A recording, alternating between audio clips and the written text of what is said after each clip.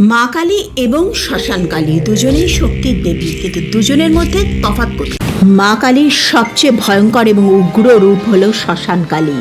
ইনি শ্মশানের অধিষ্ঠাত্রী দেবী। এই দেবীর পূজা কিন্তু ঘরে সাধারণভাবে করা যায় না, কেবলমাত্র শ্মশানই শ্মশান কালীর উপযুক্ত জায়গা। মা কালী শান্ত, সাধারণের জন্য ঘরে বা মন্দিরে পূজিত হয়, কিন্তু শ্মশান কালী মা কালীর বড় উগ্র ভয়ঙ্কর রূপ। কেবলমাত্র শ্মশানে চিতার সামনে তিনি পূজিত হন। পুজো বা দীপাবলির দিন মা কালী পূজিত হন। শ্মশান কালী তিনি ভূত প্রেত যোগিনীদের সাথে শ্মশানে পূজিত হন। ঘরে যে পুজো করে থাকি তা হলো মা কালী বা দক্ষিণা কালীর রূপ। তবে তোমাদেরকে বলে রাখি, কালীর সব রূপই কিন্তু শ্মশানবাসিনী। কালী গায়ত্রী অনুযায়ী কালী কাচই বিদহে শ্মশান বাসিন্নই ধীময়ী। তোকে দেয়া হয় লাল জবা ফুল, মিষ্টি, লুচি, নারকল ইত্যাদি, কিন্তু শ্মশান কালীতে তান্ত্রিক উপাদান যেমন মদ, মাংস, হাড়, খড়গ, ভস্য। জয় মা শ্মশান কালী কমেন্টসে